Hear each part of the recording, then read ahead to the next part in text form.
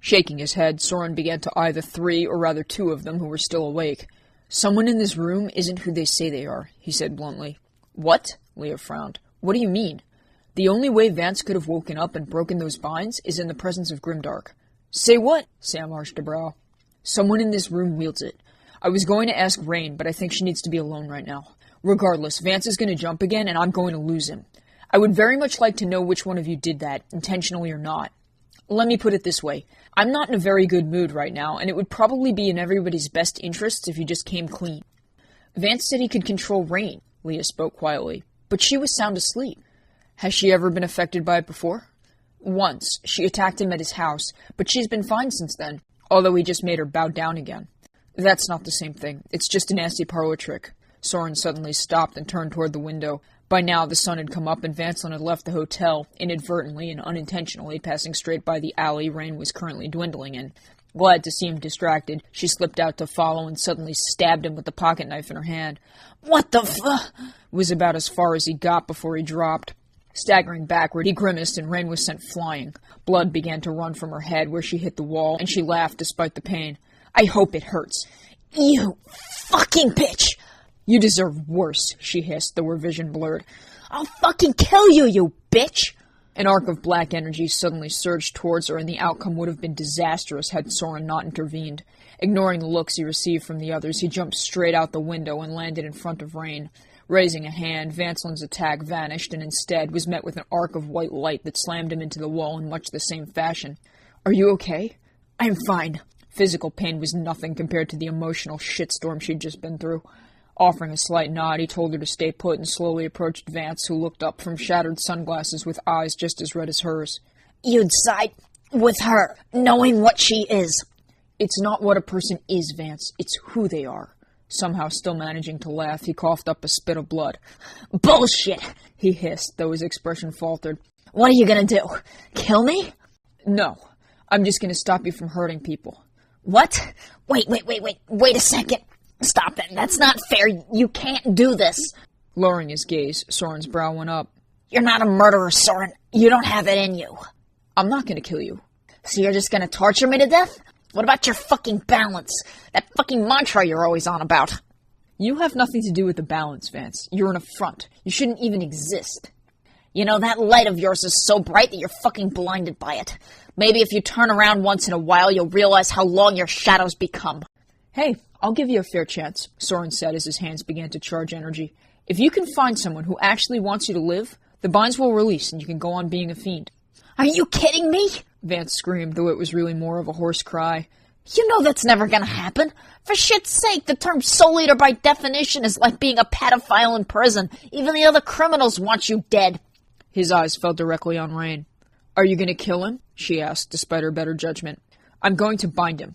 He'll kill himself in the same way he kills others. Then he'll know what it's like to lose his soul." Vance stared up at them with an expression that might have actually been fear. "I'll leave, all right? I'll leave your fucking realm alone. If you're gonna kill me, but don't do this. I'm on a fast track to hell already, but I'll take that over non-existence." "Sorry to disappoint you, but if I were you, I'd enjoy the time I had left. And judging by the state you're in," Soren shook his head, "that isn't very long." "Couldn't you just banish him?" Rain asked out of sheer curiosity, or at least that's what she told herself. "Unfortunately, no. He knows how to open portals. Banishment is a dead avenue." "Soren, maybe we should look into alternatives." "There are no alternatives. It's not his fault he was born, Soren. You said it yourself, his system was made that way. He can't help being a fucking Soul Eater." "What?" they both exclaimed at once. "Rain, that's irrelevant. I don't know what he said to you up there, but you're not like him. You stood up for those kids at that school. You know what's right regardless of what society might think. If you go back on that, if you let him go, it makes you just as responsible for the people he'll kill. Do you really want that? Is there no other way? No binding or restraint you could put on him? Can't you take away his powers or something?" Drawing a deep breath, Soren stared at Vance, who stared right back at him. Pursing his lips, he thought for a moment before returning to Rain.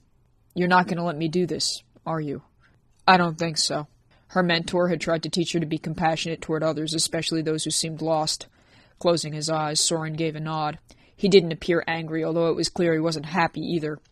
"Well, if that's the case, then I'll ask you something else. Would you be willing to take responsibility for him if there was another option?" "Responsibility?" There was that weight again, back on her shoulders. What do you mean? If you're going to request an alternative, you're going to have to assume responsibility for the repercussions that will come with it, for the both of you. Leah told me what he did. He kept it brief, assuming she would understand. There is a way to reverse those standards, but before I go any further, I need to know. Would you be willing to assume the responsibility? Vance's expression began to darken. I guess. Rain, if I do this, it's permanent. There's no way to undo it. I accept, then. She didn't know what she was walking into. However, as it stood, she was not going to kill someone who was only at fault for being born a monster. All right, Soren nodded. Do you happen to have something on your person that you're willing to part with? Traditionally, this is done with jewelry or a small token. What the hell are you talking about? Vance hissed. Realizing he hadn't fully explained, Soren looked back.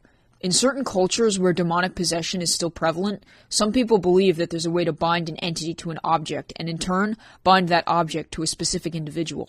The notion is that the demon would become bound to that individual, who would then be able to control it with some level of accuracy. Of course, in those days it often backfired, and the person trying to manipulate the entity would wind up possessed themselves. But I'm a little more skilled than they were. Vance's expression became one of pure horror. You know what? On second thought, kill me!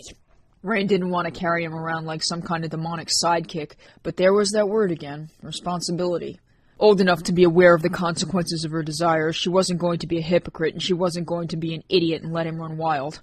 Taking off a silver pendant she wore, she held it out.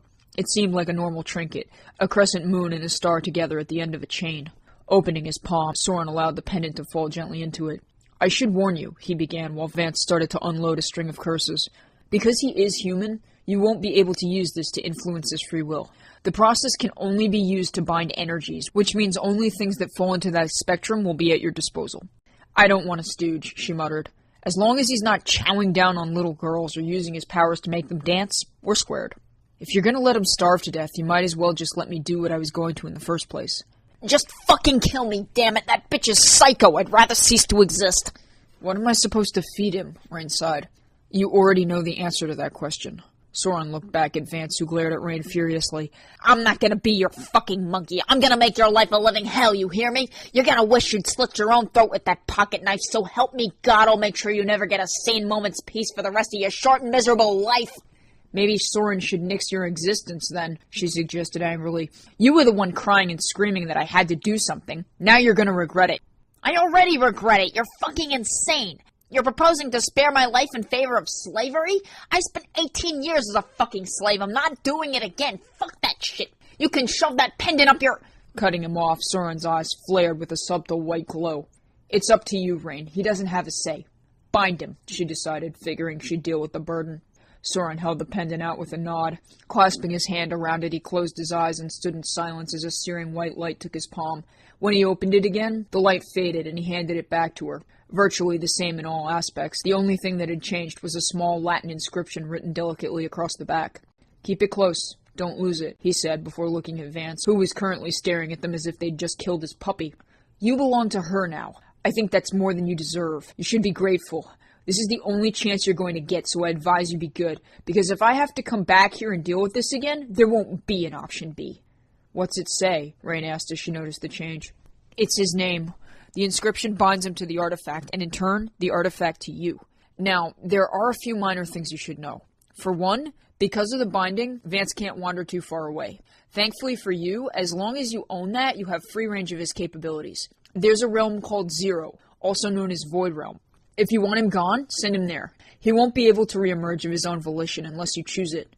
Really? Rain looked glad, but one thing bothered her. So you're saying I can use his powers? That grimdark stuff? No, Soren clarified. But you can make him use them for you, and as long as you're wearing that charm, he can't attack you. Keep in mind, I am trusting that your heart is in the right place with this. It's a powerful responsibility that can easily be abused and exploited. Under normal circumstances, I wouldn't have even considered it, but... Looking back at Vance, he drew a breath. I'm convinced that something went on between him and that girl, and while I can't honestly say what, I think it's worth looking into. I trust you to do the right thing, Rain. Although if it does become too much, you need to promise me that you're not going to lose yourself. I didn't give you this chance just to have two Vancelins running around. I know him well enough to know how much of a lying, manipulative sleaze he is. Soren's eyes narrowed. He'll try everything he can to get you to abandon your ideals. Don't. Just remember, It's not what you are that makes you. It's who. Believe me, I don't plan on being another Vancelin, Rain said honestly. She was relieved to hear she wouldn't have to worry about him trying to murder her in her sleep, and the thought of him manipulating her was laughable. I've got this, Soren, really. I hope so, but I'm willing to believe in you. Now I think we should probably regroup with the others. I'm sure they're going to want to know what's going on. Why don't you try out that amulet of yours, he asked, figuring it would be better to put Vance where he belonged than have to drag him along for the ride. Do I just tell him to go to Zero Realm? I could keep him in there and just let him out to feed, right? He's not going to be screaming inside my head or anything. You can if you wanted, and no, it's not like that at all. Sure enough, a strange noise took the air as the ground beneath them gave way to a large tar-like circle. Staring at it in horror, Vancelin's expression was one of angst as several tendrils erupted, coiled around him, and yanked him down. Oh God, not again! Despite his efforts to struggle, the portal closed over his head and vanished as if it never was. Too bad I can't get him to sing and dance. Free will does get in the way. There are ways around that, but my lips are sealed. Actually, I have a bit of a confession to make. Soren tried to hide a smile. I kind of told a white lie back there about the bond being permanent. I only said that because I didn't want to put you in danger or give Vance any ideas. If it does become too much, there are technically three ways to undo this. The first, as you probably guessed, would be to dispose of him. I'll leave that up to you. Secondly, like any other cursed object, that amulet is bound to you. However, if you can't deal with it, you can pass it on to someone else. Now, that doesn't mean you just give it away or throw it out. It has to be gifted or sold willingly. The final means, which I'm kinda on the fence about, would be to either destroy the amulet or chisel off the name. If you do that, he'll be free, and then this whole goose chase starts all over again. This is my burden, Soren. I'll deal with it. Brave words. I wish you the best of luck with all due intentions. Oh, actually, there is one more thing. I know you've only said it about 10 times, but just humor me for a second. You wield darkness, right? You don't happen to have some, maybe even the slightest bit of a connection to Grimdark? There isn't some long-lost ability of yours you might not be wanting to share? I'm only asking because even though this whole issue was kind of unorthodoxly resolved, the fact still remains that somehow Vancelin woke up in that room. The only way that could have been possible is in the presence of powerful Grimdark other than his own. By default, that means it was either you or one of your friends is not who you think they are. Tilting her head, Rain regarded him with violet eyes. I've never heard of Grimdark until now. If I was born with the energy, I think they would have told me. I didn't wake him up, Soren. I mean, if Leah or I wielded this stuff, he would have woken up when we entered that room, right? You're absolutely correct, he nodded, also looking quite unsettled. We need to get back to that room and have a talk with those other two. Rain's heart beat rapidly. She remembered how Vance had looked directly at Sam. Following after her, Soren was just as unhinged, not to mention the fact he hadn't picked up on it was evidence enough of extremely powerful foul play.